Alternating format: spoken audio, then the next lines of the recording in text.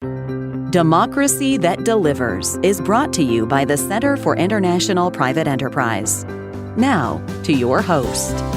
Hello and welcome. My name is Anna Kampanek. I am the Director of Global Programs at the Center for International Private Enterprise, or CIPE, and this is our Democracy That Delivers podcast. Today, it is my distinct pleasure to welcome to the podcast all the way from Paris, Giga Jarnic, from the Organization for Economic Cooperation and Development, or the OECD's Center on Wellbeing, Inclusion, Sustainability, and Equal Opportunity. It's quite a mouthful, so typically we will be referring to it as OECD-WISE. Giga, how are you doing? Thank you so much, Anna, for this very warm welcome. I'm doing very well. Thank you so much. I mean, we have very hot days now in Paris, so I think that everything is really well.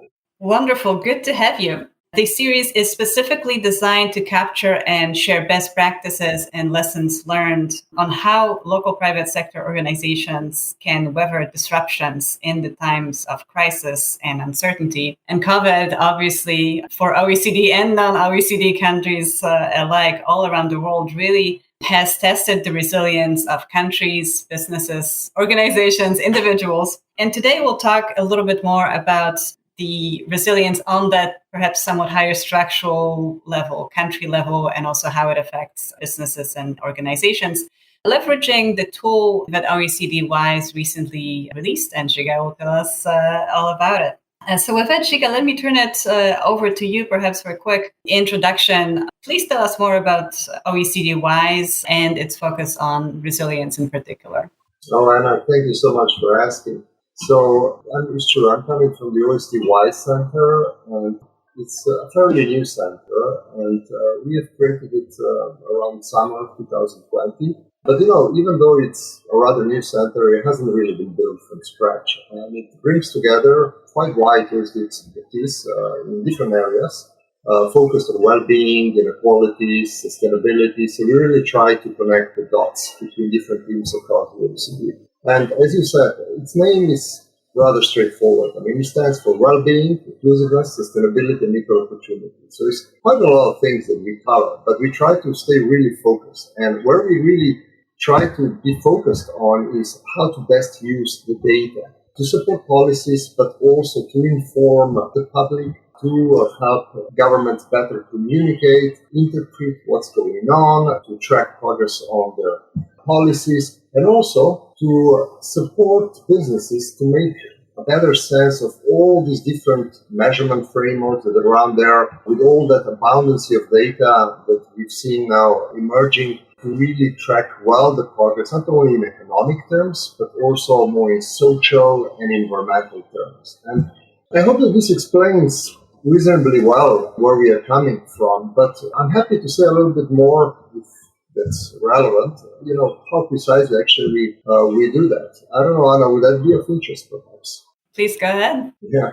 So, in a way, there's always a challenge when one is dealing with many different dimensions that one wants to cover. And we've seen with COVID that it has touched upon so many different aspects of life, so many different dimensions. So it's not only about affecting the health outcomes of what was going really on that was affecting directly people. It was not only affecting the issues related to income, to wealth of people, how well they are in terms of material wealth, but it actually brought to attention issues that were a little bit hidden before. So what's going on with how people feel during the crisis, whether they feel lonely or not, how they manage actually to make both ends meet. So what's going on with their financial resilience, how secure they felt. And in that sense, what we are doing actually, we have actually developed different tools. So what WISE really does is we develop dashboards, such as the COVID recovery dashboard.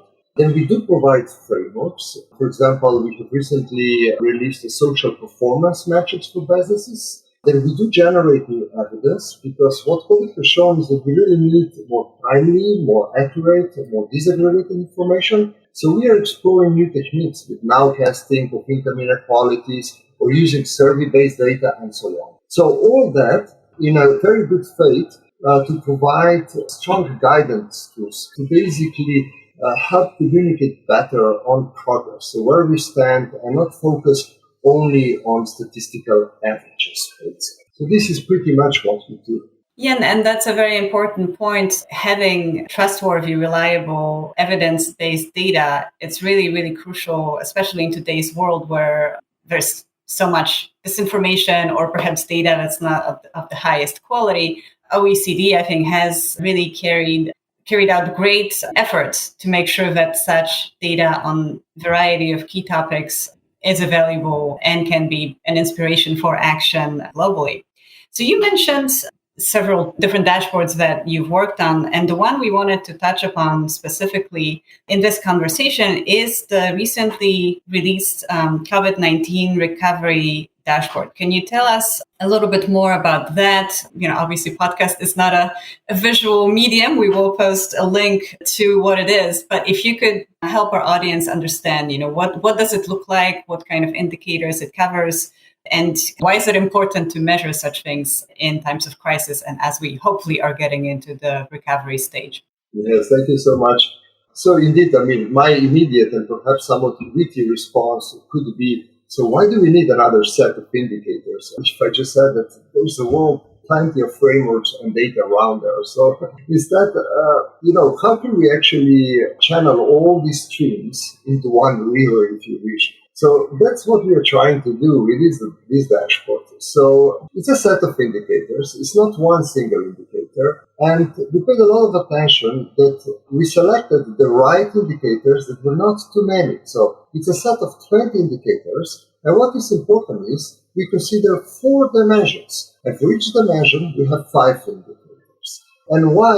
Because right at the beginning of the crisis, the OECD has identified that it's really important to understand what has changed not only on the economic front, but also on the environmental and social fronts, to understand better the whole concept of what's going on with resilience or being better able to respond to the shocks like COVID. And back in 2021, at our council, at the ministerial level, so that's one of the most important meetings actually the most important meeting that the OECD has, the ministers welcomed the progress report on the development of the dashboard, which is called the Dashboard to Monitor a Strong, Resilient, Green and Inclusive Recovery. And this dashboard was actually presented to ministers in October last year. And next month we will have the first update.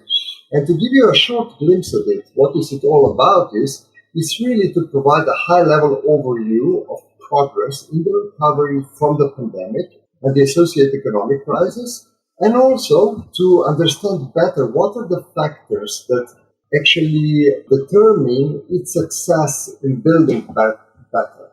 So building back better means that we do not focus only on material dimensions of improving people's lives, but also on other dimensions. And its value added is not really that proposes, say, 20 brand new indicators, but what it does is what none of our existing frameworks does is that it simultaneously covers the 4 dimensions. So the economic, the strength of building back of economic recovery, the inclusive dimension, which involves more than just reverting to the pre-pandemic status quo. It actually calls for creating an economy that can work for the benefit of a much wider share of the population. Then takes into account also the green dimension.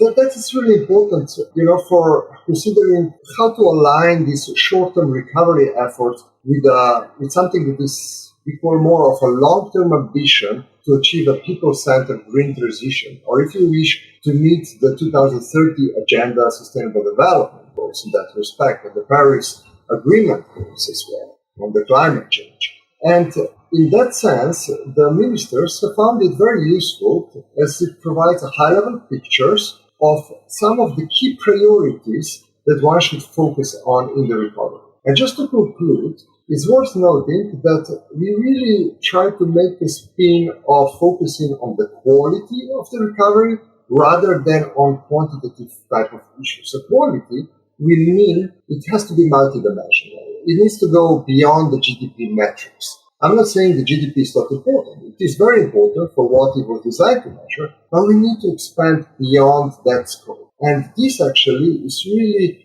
enshrined quite deeply into our concept of the OECD well-being metrics as well. So I would be happy to give more insights into indicators, but I think it's perhaps more useful just to have a quick glimpse at our website. If one Googles OECD Recovery Dashboard, you will immediately go to the website and you can just play around with the indicators that I think they're visually quite nicely presented. And you can see how the countries are positioned against each other, what are the trends, what are some more detailed characteristics. For example, what are the gender splits, so whether women or men are performing better on some indicators or not, such as, for example, on the financial wisdom. Absolutely. And yes, it would be a whole, I think the entire podcast, definitely longer than half an hour that we could spend going over all the indicators. But you're right. I think you gave us a good taste of what is measured under the 4 buckets or the 4 pillars of strong, inclusive, green, and resilient. I guess we should also add that the indicators are disaggregated by country, so you can see trends in the entire OECD, but also in individual countries. And from SITE's perspective, I would add, so our work happens predominantly in emerging and frontier markets. We do also work in some particularly newer OECD countries.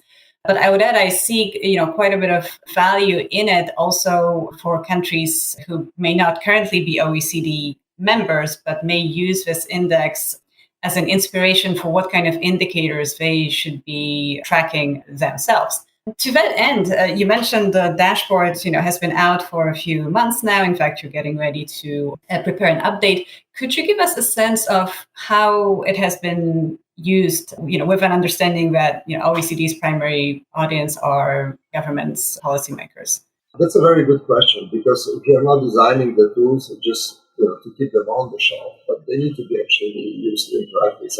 And this dashboard can be used in a number of ways. And the key purpose is really to monitor progress of the recovery, but it provides an entry point for understanding the main outcomes of government measures. And also, it was not designed to replace any other OECD frameworks. So to that extent, what we do is, in our country reviews, and we have now also some in making, even like in the Latin American and Caribbean region, that we were considering, that you just mentioned, that are not necessarily just related to the OECD countries, that we found it very useful to identify what are the key government priorities in responding to the COVID crisis, to do that better, but also at the same time to understand better the whole concept of how to go around resilience. And here, at least, what we are seeing here is actually basically sort of 3 dimensions, very broadly speaking,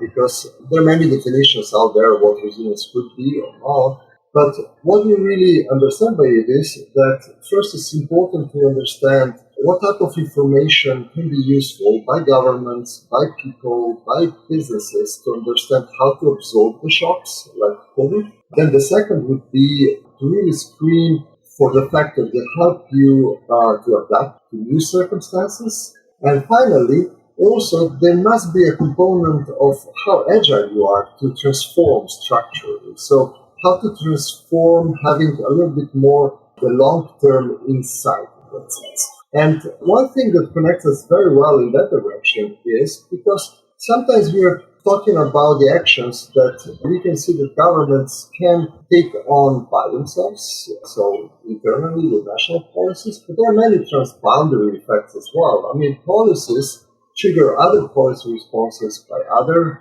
countries, and we've done work on that. We've done work on looking at how to actually watch transboundary effects in terms of SDGs.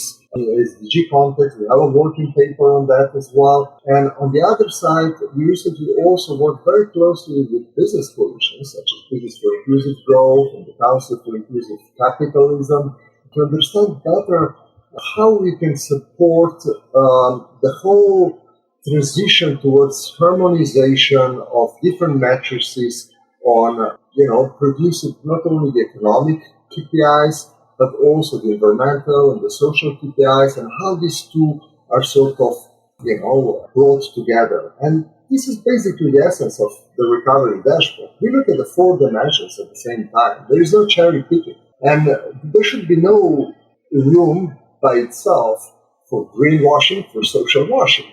It's as simple as that. And as much as we can help in that sense, the better we can support the alignment process between what businesses are doing on one side in terms of measuring the progress and what governments are doing on the other side. And there is a lot to learn. And the beauty of the dashboard, as I see it, but it's really also from our perspective, because we focus so much on the data, is that it provides a good direction of the measurement agenda, going beyond the GDP and exploring novel approaches for data generation, making them more real time, making them more focused on where it matters for stakeholders, so by stakeholder groups, so by employees, by consumers, by suppliers, and then also trying to understand what are the interlinkages between, say, environmental and social dimensions. For example, we know very well in the environmental practice, the Scope 1, Scope 2, Scope 3 approach, and the same type of philosophy we are actually applying also with our social metrics for business. So the actions that businesses directly control in their own workplaces, that will be Scope 1, and then also we need to consider what's going on along the supply chains and broader how it extends to the consumer base and so on, so to the clients. And the same is also for the government. So this sort of mapping is something that is very, very interesting, and where I see personally it's plenty of scope for moving forward with our work on people-centered just transition. Yeah, that's very helpful. And you mentioned, going back to the business perspective, you mentioned engagement with those large international business coalitions like Business for Inclusive Growth. I also wonder if you're seeing sort of interest or engagement, or if not, perhaps would you, recommend it as a tool also to local business communities, be it, individual businesses who sort of want to have a better idea of what the various well-being trends look like in their countries, or maybe also chambers of commerce, business associations, perhaps more from the advocacy perspective. How do you see the utility of the dashboard for the local businesses in different countries? No, definitely, because as I see the recovery dashboard is something that is rather straightforward, rather simple to use. You look at the indicators, this gives you a good understanding of what governments are actually looking at tracking in terms of their progress. And this also informs a little bit on direction, what they will or they are considering in their policy approaches, in their budgeting as well. And we've seen our OECD well-being framework being used by many countries, in the ministries of finance and economy for the budgeting purposes as well. And the same thing is useful for even small companies to understand where their risks are coming from, where do they originate, risks particularly related to, say, policies in different countries where they operate, the risks related to how inclusive or sustainable the workplaces are, what is the direction of the reforms that governments are considering in the environmental space to fight climate change, in terms of taxes, and so all that, I think it's quite important. And, given that there is quite some urgency of considering new data sources and new methods, and also what the OECD dashboard actually provides, and the OECD, what we do is we do a lot of background checking, reassessing, timeliness of such data versus accuracy versus statistical reliability. And also, our data are of very high quality standard, because it's not something, all the data inputs that we use for the recovery dashboard, they do not come sort of ad hoc, just for the purpose of COVID. But it's been something we've been working on for decades. And we have established very strong links with the national statistical offices, with data providers, and we have in place our own programs to verify the quality of data, to make them internationally comparable. And that's a big value by itself. Absolutely. Having that internationally comparable, reliable source of data is a huge accomplishment in itself. And to my mind, another really big accomplishment of what you're doing is a reflection of probably a broader trend we see globally of how we understand economic recovery beyond strictly economic indicators, right? So you mentioned that the indicators do look at things like, GDP recovery or household income. But I think as we all experienced during this long pandemic, lockdowns, all the complications, there are just so many more components. So to me, that's a very interesting and reassuring trend that perhaps countries, businesses are beginning to think about recovery in this more inclusive way that looks at other indicators related to sort of human well-being and also the well-being of countries. So to me, that's one of the key lessons from the dashboard would be to look beyond the GDP. Are there any other key lessons you would highlight, whether for countries or for businesses, as we come out of the COVID-19 pandemic to better prepare for whatever comes next? It may or may not be another public health emergency, but I think we can all count on some other crisis coming up soon. And obviously, many others already have materialized in the world since the COVID pandemic. So what are the lessons that you would highlight for governments, for businesses to be better prepared? Maybe what I would like to put forward is rather summarizing 3 key points came to my mind while we were having this fantastic discussion. So about learnings from crisis. And first of all, what we've seen is actually that we really learned well how to prioritize when faced with a crisis that spreads across so many different dimensions as COVID did. And we actually understood how to engage different resources in the government, connect to businesses better. We've seen tremendous responses on both government and business sides, and this is actually a very strong precedent for coping with any other crisis, and including the current crisis that some of unfortunate events that we are seeing now in the Ukraine and so on. It's a different type, of course. And then the second one. Actually, what I've seen is that, multilateralism, coordination, and democracy can work. This is something that also came quite clearly through it. The countries were aware there are transboundary effects, and they've seen that, we have to respond to short-term impulses, like the COVID shock was, but we need to bear long-term insight, because we can self-isolate ourselves from COVID, but we can't really do that for climate change, for example. So that's one important point.